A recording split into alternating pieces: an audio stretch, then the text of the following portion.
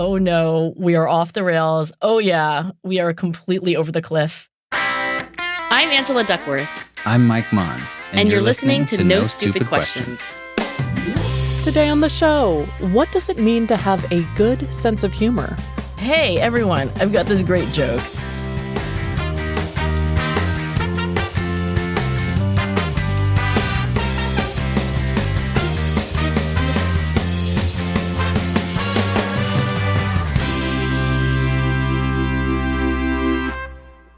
Angela, today I think we have a fascinating question about sense of humor, and it's from this gentleman, Jeremy Sackley. Oh no, I have no sense of humor, Mike. Oh, stop it. Really? No, I'm not kidding. Ha. See, that's not even funny. That's not... Okay. I thought it was a little bit funny. I bet Jeremy's very funny. Go ahead. Here's his question. He says, where does our sense of humor come from? I know you've discussed in the past that our emotions fundamentally serve the purpose of our survival. But how does laughing or being funny prevent us from being eaten by a lion? I mean, I feel like the question's already funny. Being eaten by a lion is not funny. Moving on. Or maybe being funny increases our chances of finding a mate and thus perpetuating our species. That actually, Jeremy, is where my mind went, is that being funny helps you meet people. Also, why do we find the things we find funny? Thanks, Jeremy Sackley. I love Jeremy. You know why I love Jeremy? Why? Because Jeremy learned something from our prior conversations. Like, yes, Jeremy, everything pretty much is for our survival. We just have to figure out how. Yes. And I think there's a lot to say about how being funny and laughing actually do make us a little more likely to survive anyway. Well, look, you just said you don't have a sense of humor. I really don't. I mean, I'm not like a humorless person, but I don't think like, funny would be in the top 40 adjectives that anybody would use to describe me. Okay, fair. But sense of humor can also be if you appreciate other people's comedy. Even on that, like, did you ever see that movie, Something About Mary? No. It was like the #1 box office smash hit, and it had Cameron Diaz in it. Anyway, it was laugh out loud funny for like everyone. And I got up in the middle of the movie and walked out. Because I was like, this is so unfunny. I didn't think Borat was funny. I actually took a survey once, and humor is one of the 24 strengths that people, are you kind? Are you forgiving? Are you persistent? And humor is one of them. And I think it's like 23rd or 24th for me out of 24. I would like to test it by telling you 2 jokes. I think they both fall under the categorization of dad joke. Okay, right. Unfunny, funny. Like so unfunny, it's funny. For some reason, both of these jokes hit me so hard that they caused me to laugh uncontrollably. And then anytime I thought about them for days after, I would laugh and sometimes couldn't even tell the jokes. I thought they were so funny. I don't think I'm in that category anymore. All right. I guess I'm ready to be amused. Yeah, go. One of them came as an email. I was in my first job after college. It comes through with the subject line, urgent. Okay. And that didn't happen often, and it was from a coworker, so I open it, and I'm like, oh my gosh, urgent. It says, Dear Mike, aliens are coming to abduct all the smart, sexy people. You will be fine.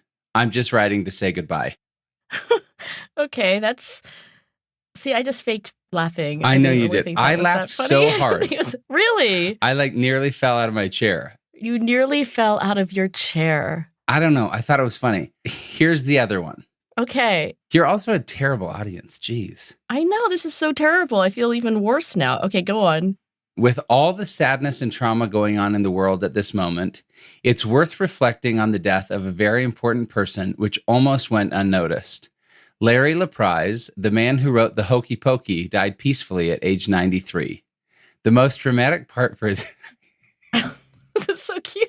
It's not funny. Oh my God, Mike, you're adorable. Okay. I can't finish it. You should text it to me. No, I think you could do it. It's not that funny. I don't think I've ever seen you laugh this hard. You're crying. Wow. The most traumatic part for his family was getting him into the coffin. They put his left leg in, and that's when all the trouble started. That is actually pretty funny.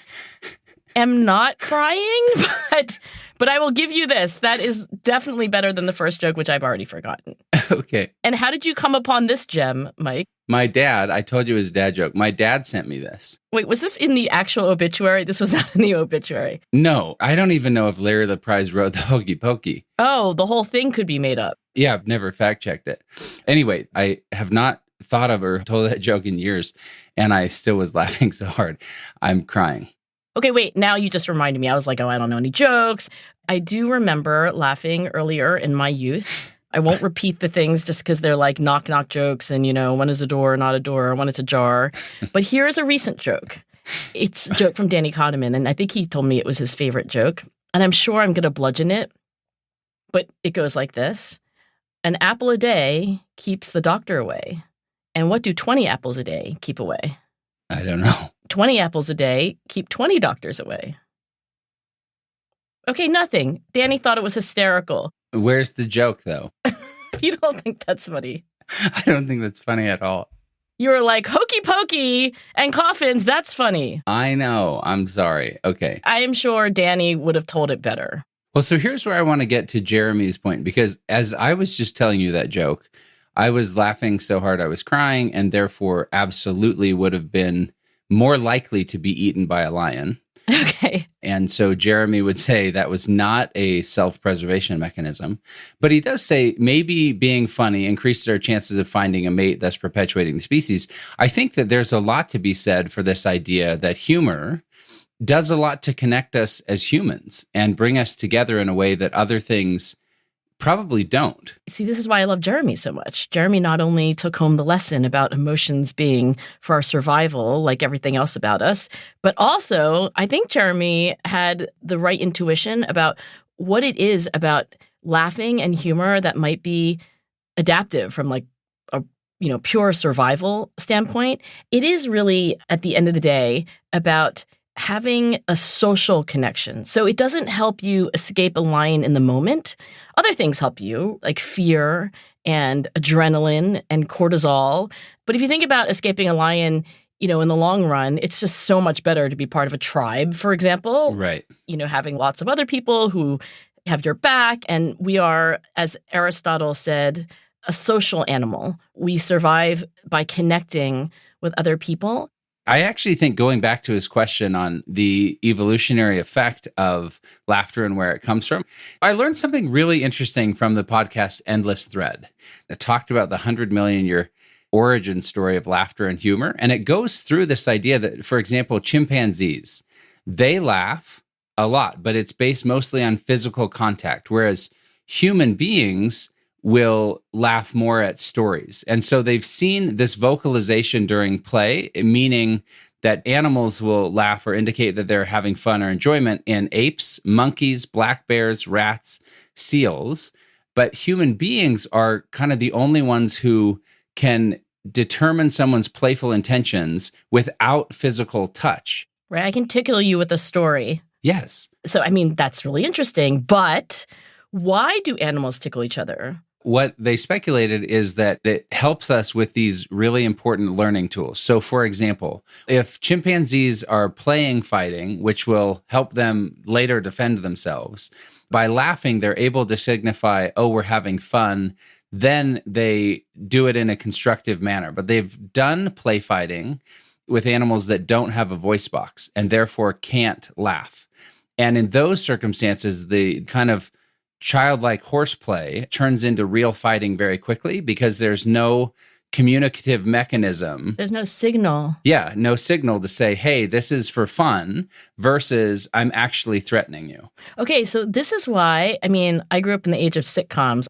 Not that there are no sitcoms today, but I sort of feel like I'm old enough to have been alive when they were invented. That can't be true. Anyway, I remember these laugh tracks. Oh, yeah. And I remember thinking, maybe this is the fledgling psychologist in me. I'm like a teenager just sitting in front of the TV for hours and watching not that funny stuff. But the laugh track was so important. I remember thinking to myself, like, I wonder what this would be like if there wasn't this piped in laugh track, which is a laugh track because these are not even sitcoms that were recorded in front of a live audience. Right. But I thought to myself, there must be, I mean, I was a teenager. I'm sure I didn't say it this way in my head, but there has to be something communal about laughing. And I do think this idea that like it's a signal, like I'm signaling to you that this isn't serious, or I'm signaling to you that I'm a friend, or we're signaling to each other that we're laughing at the same thing. So that must mean that we're in the same tribe. Yes. But I think that's why it's really unfun to watch a sitcom and not have the laugh track, because then you feel like you're laughing alone. And well, you just did it and you seem to have a good time, but I think in general, people would rather laugh together. I think. See, now I'm going to bring it up and you're not even going to be able to breathe because you're thinking about the hokey pokey. I can say it now. He put the left leg in, and that's when all the trouble started. I did read a relatively unfunny scientific article about the... I would love to find a scientific article on humor written in a way that was funny. I was hoping it would start with a joke. But no, it's called What Makes Things Funny, an integrative review of the antecedents of laughter and amusement. Mm-hmm. Right off the bat, I was like, this is not going to be a funny article on being funny. But it was really interesting. They were like, first of all, there's really 5 active ingredients that have been hypothesized to make something funny. And they were like, we want to figure out what the recipe really is. Is it all 5? Is it like one magic ingredient? So first, I'll tell you about one of the ingredients that's not funny, apparently, surprise. A lot of people think that you have to be surprising to be funny, but in their research, they find that's just not true. In fact, they said that jokes can sometimes be funnier when they're unsurprising. So either one can work. That's just not a necessary ingredient. Yeah, like it can't be like the active ingredient because unsurprising things can be super funny. Right. Okay, here's a second one. Superiority, like making you feel like you're better than someone else. That's apparently not funny. I mean, sometimes you're laughing at someone else's expense, but apparently not necessary. My mother, like a thing growing up that was huge for us, was we don't use wit that offends. Yeah, that sounds like a Maughan thing. I didn't know that wit that offends was like 3 separate words. I just knew that you can't do wit that offends. Don't use wit that offends. And I was like, oh, that means don't tell a joke at someone else's expense. Well, you were just talking about tickling. I hate being tickled, by the way. Do you hate being tickled? Yeah, nobody likes being tickled. Well, maybe that's not true. Some people might like being tickled. I'm an adult. I feel like you tickle like little kids. That's so true. You rarely get tickled as an adult. I can't imagine adults tickling other adults. I mean, I think we are still capable of being tickled. Oh, I'm sure it works. I just think it'd be a socially weird thing to do. Very inappropriate for the business meeting. Well, the reason I bring up tickling is that when you are in the position of being tickled, you're the one who's doing the laughing, and you're in the subordinate position. You're being the quote-unquote victim. So they were like, there's lots of evidence to suggest that when you laugh at something, it's not because you feel like you're in a superior position. Sure. Okay, now I'm going to ask you to guess. Can you guess what the active ingredients are? I would guess one is connection, that I can connect with it in some way, that it has some level of familiarity for me. Okay, I'm going to give you credit because I think the magic recipe actually is all about connection. The first thing I'll say is that it has to have something that's like there's a conflict. There's a conflict of beliefs. There's a conflict of ideas. But here's specifically what the conflict is. And here are the other 2 active ingredients. One is a violation, like you think something is threatening or wrong. And then the other that comes into conflict with that is what they call the principle of being benign. Like basically it's okay. It's harmless. Like you're okay with what went down, I think is how they phrase it. So that's the recipe. The active ingredients are the simultaneous juxtaposition of like threat and safety, right, wrong and right. Like when I was 18, I spent a summer in Japan.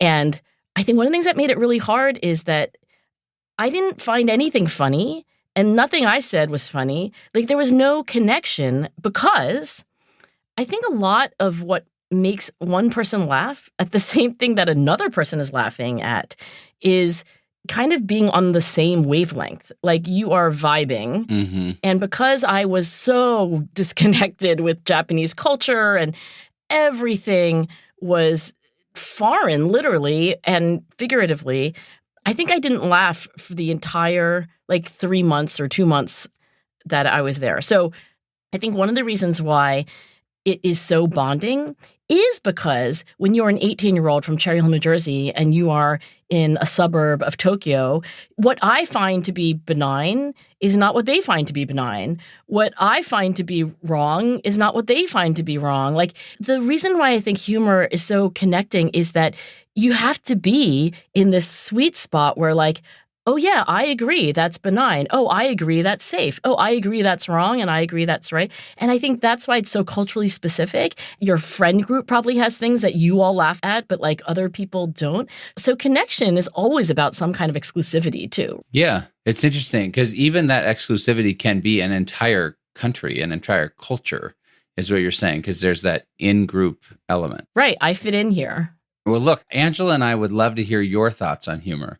We'd especially love for you to tell us about a moment that you found particularly funny or share one of your all-time favorite jokes. Record a voice memo in a quiet place with your mouth close to the phone and email it to us at nsq@freakonomics.com, and maybe we'll play it on a future episode of the show. And if you like the show and want to support it, and we are not joking when we say this, the best thing you can do is tell a friend about it. You can also spread the word on social media or leave a review in your podcast app. Still to come on No Stupid Questions. What role should humor play in the workplace? I'm laughing out loud, but I'm also thinking, crap.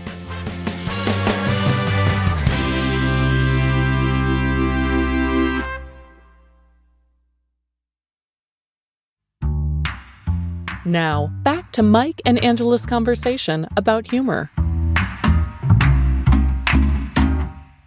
So, Angela, I was reading a lot of research about humor in the workplace. So there's a Stanford professor of marketing, Jennifer Acker. I know Jennifer. I love Jennifer. She's amazing. And she co-wrote a book with Naomi Bagdonas, who's a lecturer at Stanford as well, called Humor Seriously. Oh, that's cute. Why humor is a secret weapon in business and life and how anyone can harness it. They say that, like, humor and laughter are among the most valuable tools we have to strengthen bonds, like we've talked about, diffuse stress and tension, boost resilience, and help us perform when the stakes are high.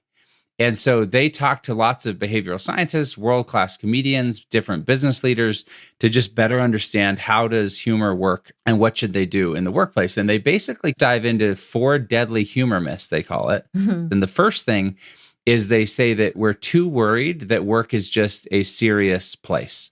These authors write, today's employees yearn for more authentic human leaders.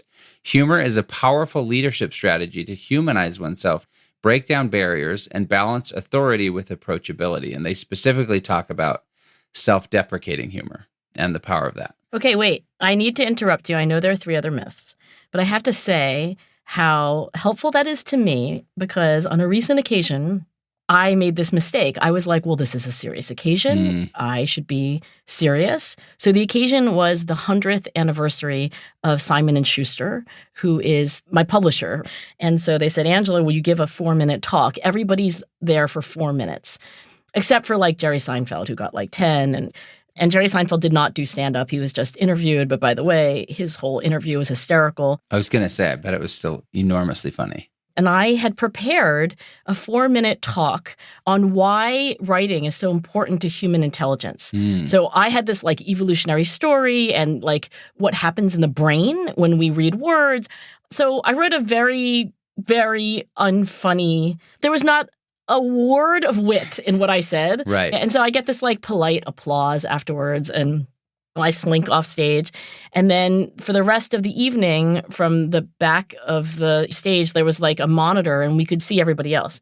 So the next speaker comes up and it is Frederick Bachman. Who I love. Your favorite author? Yes. Right? Yes. Okay. So you'll be thrilled to know that he gave... Oh, I've watched this speech. The Simon & Schuster speech? Yes. You love him that much. He's hilarious. I mean, he's the most deadpan funny person. Right. Which, by the way, is another juxtaposition because he's saying really funny things, but it's juxtaposed with his delivery, which is total straight man. Total. Anyway, keep telling the story. I was not there, but I did watch it. I'm watching this and I was like, I totally misread this as like a really serious occasion on which I should, as a psychologist, bring the goods, right? In 4 minutes, I'm going to tell you about like human intelligence and this theory that like unites the craft of writing with ChatGPT and like total fail.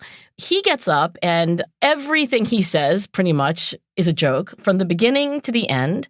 And this is the part that I really liked the most, and I'm going to read it to you because I transcribed it from his little video. He's Swedish, and he said, "In America, Sweden is often confused with Switzerland, but we are very different. In Switzerland, they have chocolate and watches. In Sweden, we have IKEA and depression. Swedish depression is just like American depression, but it's cheaper, and you have to assemble it yourself. And some parts may be missing. So if someone here is depressed tonight and doesn't know why, then you might be Scandinavian." Okay, I was backstage, and I'm laughing out loud, but I'm also thinking, crap, I completely misread what I was supposed to do tonight. And I think I was like doing what I guess Jennifer and her co-authors say, like I made the mistake of thinking like, oh, this is a serious occasion. You know what? There is no occasion on which humor doesn't just land better than anything else you can do. The greatest speaker I've ever known, his name is Jeffrey Holland. His charisma, his ability to tell a story, to captivate an audience. He even spoke at both of my grandparents' funerals. And you'd think somber occasion, I mean, it's a celebration of life, whatever. He starts with the most uproarious jokes and then goes into this very sweet, beautiful, epic eulogy of who they are and what they meant to him as a person. But he started with a laugh. And weaves them throughout. He'll give these rather serious talks, and he knows that in the ebb and flow, like I'm down in the valley for a while, we got to like get a laugh and then we'll keep it going. And that's what I think is so interesting about this book. And this first point is that we can't take it all so seriously. Now, there are certain moments, like if you're doing layoffs or firing someone, joke's probably not the right place. But I think in general, what they're trying to say is that it makes us more human. It makes us more approachable, and it helps build the team in a way that, outside a few exceptional circumstances, it's really powerful. That's why I wanted to give you credit for connection, because it's like, is a funeral time when people really want to feel connected to each other? Yes, then humor works, right? Like, is sitting and watching the inaugural address a time where you want people to feel connected to each other? Yes. Okay, then be funny, like if you can be. Yeah. So the second myth is the failure myth. I think this one's interesting because I do think humor is risky. Not everyone thinks the same thing is funny. Some people inadvertently go a little too far and can get into that biting, sarcastic stuff that does offend. You see that all the time, by the way, in a wedding toast. Like people don't understand the assignment. It's funny to tell like a joke or two. It's not the time to like roast them. And anyway. Yeah, that is a threat without safety. Yes. That is like wrong without right. I have been in a few of those cringy, you're like, oh no, we are off the rails. Oh yeah, we are completely over the cliff. Wrong person to toast you. Yeah. But they talk about the failure myth. A lot of people have this deep paralyzing fear that their humor is going to fail. And so they're unwilling to try at all. Now, humor obviously impacts our perception of status, competence, confidence, etc. And when you fail, then that's a challenge. But what they learned in their surveys and talking to all these people was that the most important determinant of whether humor was viewed positively or negatively was not whether people laughed. It was whether the humor was perceived as appropriate. Okay, this very recent article came out in Psych Science. That's like the journal for psychology. Yeah. But basically, the researchers got lots and lots of jokes, and they get memes and videos, tons of different things that were funny, as like wide a variety as possible. Also, they tried to get things that were unfunny, and then they just got lots of people to look at all these things and to rate how funny they were. And basically, what they found, and I think this helps with people who are like, I'm not going to say anything, like, I'm not a funny person, this is going to be a fail. They said, when attempting a joke, you likely ask yourself, will the person in front of me laugh? At least 3 factors are at play. The joke, is it funny? The listener, how does this person usually respond to humor? And their interaction, is there a match between joke content and listener taste? And then they say, across all of their studies, that the quality of the joke was the least informative because humor tastes vary immensely across people. Most important was the match between joke content and listener preferences. So basically, don't worry about your joke being unfunny because that is the least important thing. Mm-hmm. When you tell a joke and it doesn't land, you could just be like, that may not have been a good joke for that person. Honestly, what I have also used in those moments, I often will just call it out right then. I'll be like, well, that was a failed attempt at humor. And then people laugh at you making fun of yourself. I was going to ask you, does that work? It does. Yeah, often it does. Okay. I think it goes back to that first point, which is the self-deprecation, the willingness to just say, hey, I just tried something. Abysmal failure. Let's all just acknowledge it. Right. So then you juxtaposed the failure with the sort of like, it's okay, right? Like Right. threat with safety. Yes. So the third myth is the being funny myth. They say that this is the trickiest one because it indicates that people think that they have to be funny at work. And so they said that the mere act of signaling your sense of humor has heartbeat enough to make a big difference.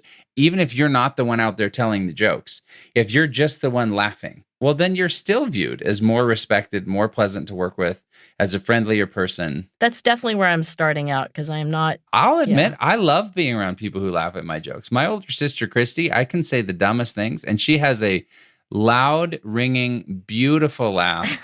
And you just think like, I am a rock star. Right. And the rest of the family can be sitting there like rolling their eyes being like, Mike, you're not funny. And Christy thinks I'm a genius. And that's really fun to be around. Right. One thing that's been interesting is like if you look at a Jimmy Fallon, widely viewed as this incredible comedian, he hosts The Tonight Show.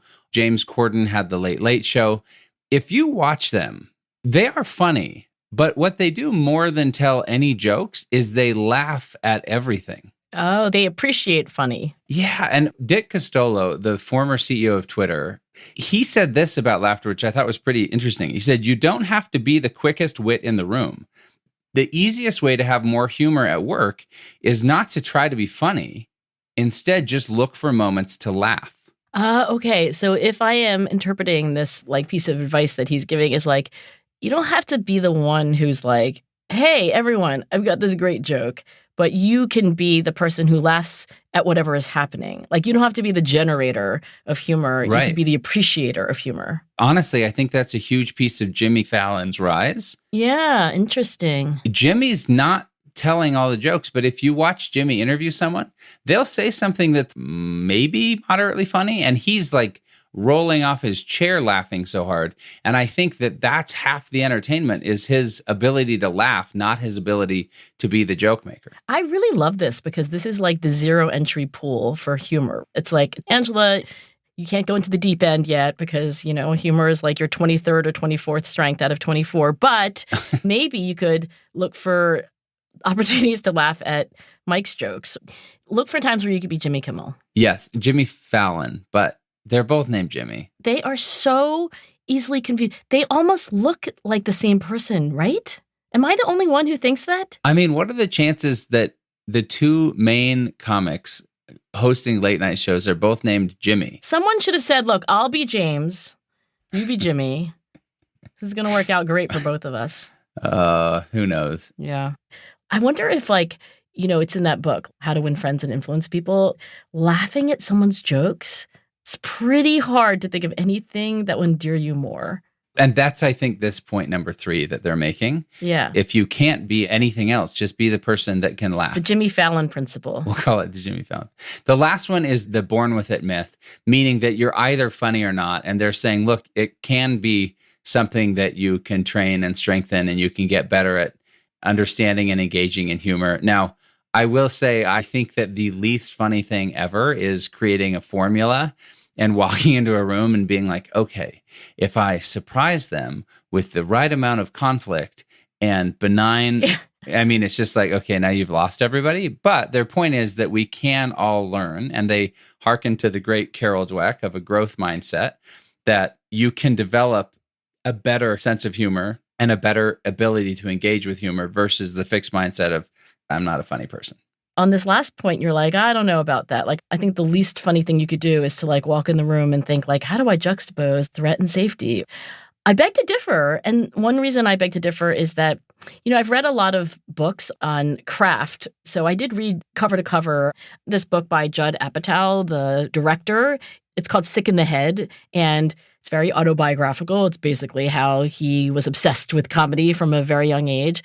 He directed The 40-Year-Old Virgin with Steve Carell. So I read that, and I also have read a lot of what Jerry Seinfeld has written about being funny. And again, not because I have the good sense of trying to develop my sense of humor, just because like this is what I study, expertise. And it's so much more craft than you think. Now, I don't think they would say that like you can start with any person and like make them into a laugh out loud stand-up comic, but you know, the famous Pop-Tart joke, Jerry Seinfeld often uses this as the like example of writing a joke that like first you have this idea, you're like, oh, you know, Pop-Tarts, a little square pastry.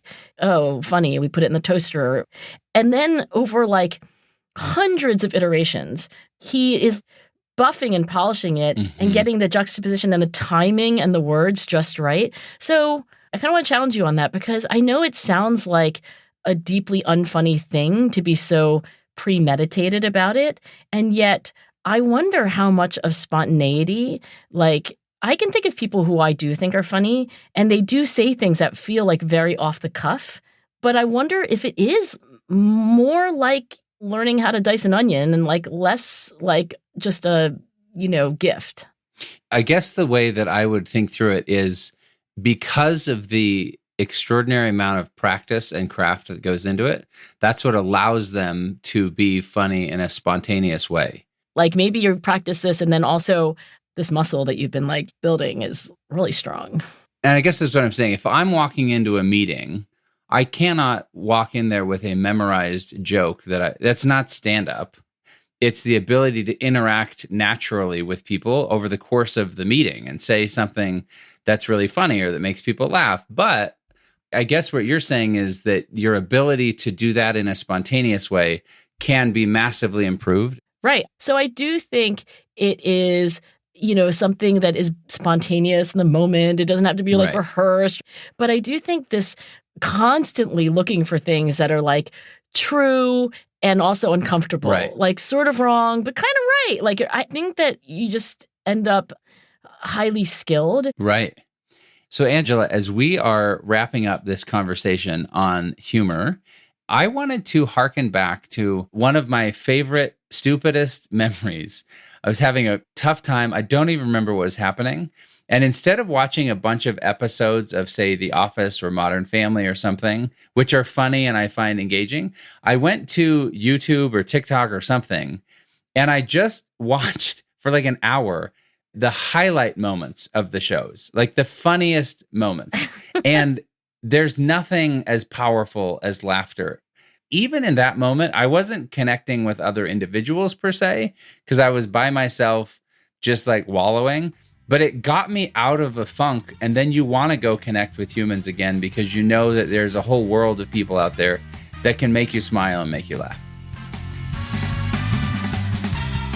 Coming up after the break, a fact check of today's episode and stories from our NSQ listeners.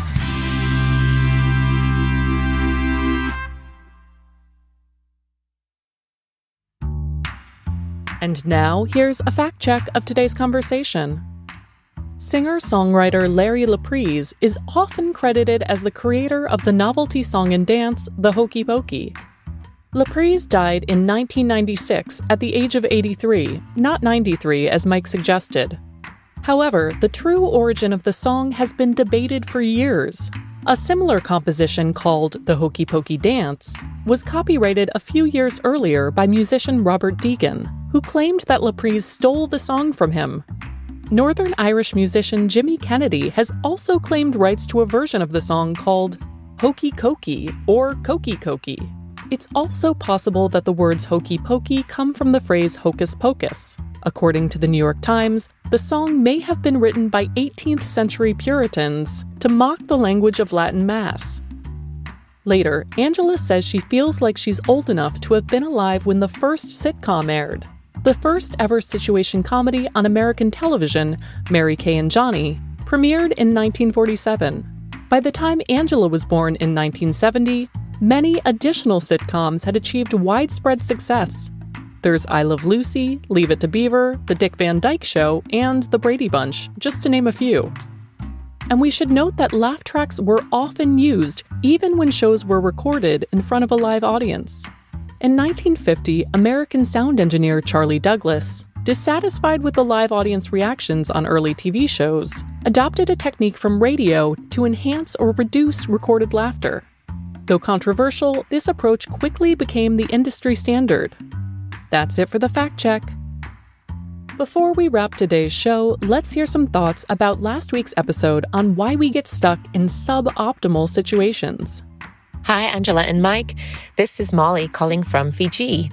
I enjoyed your episode on status quo bias, and the story about Sweden reminded me of a more recent story from this part of the world. In 2009, the island nation of Samoa successfully orchestrated a switch from driving on the right-hand side of the road to driving on the left. They built up to the switch with 6 months of public awareness and marked the occasion with a 2-day national holiday and a 3-day ban on alcohol sales. The government made this decision largely because it's cheaper to import cars from Australia, New Zealand, and Japan than from the United States. Interestingly, their neighbors in nearby American Samoa still drive on the right and import American cars. Many around the world were surprised how smoothly the switch went ahead with no serious accidents or fatalities. I'm not sure if this says more about the success of the campaign or the willingness of the Samoan public to make this change. Perhaps it's a bit of both. This is Tom Allen in Cupertino, California. I knew there was a rhyme about remembering Celsius temperatures for Americans handicapped by the imperial system. So here it is. 30 is hot. 20 is nice. 10 is cool. 0 is ice. That was, respectively, Molly Powers and Tom Allen. Thanks to them and to everyone who shared their stories with us. And remember, we'd love to hear your thoughts about humor and your favorite jokes. Send a voice memo to nsq@freakonomics.com, and you might hear your voice on the show. Coming up next week on No Stupid Questions, why do we listen to sad songs? Wow, what is this, masochism? Like, what am I doing? That's coming up on No Stupid Questions. No Stupid Questions is part of the Freakonomics Radio Network, which also includes Freakonomics Radio, People I Mostly Admire, and The Economics of Everyday Things. All our shows are produced by Stitcher and Renbud Radio. The senior producer of the show is me, Rebecca Lee Douglas, and Lyric Bowditch is our production associate. This episode was mixed by Greg Rippin. We had research assistance from Daniel Moritz-Rapson. Our theme song was composed by Luis Guerra. You can follow us on Twitter @NSQ_show, and you can now watch video clips of Mike and Angela at the Freakonomics Radio Network's YouTube Shorts channel, or on Freakonomics Radio's TikTok page. If you have a question for a future episode, please email it to nsq@freakonomics.com. To learn more or to read episode transcripts, visit freakonomics.com/NSQ. Thanks for listening.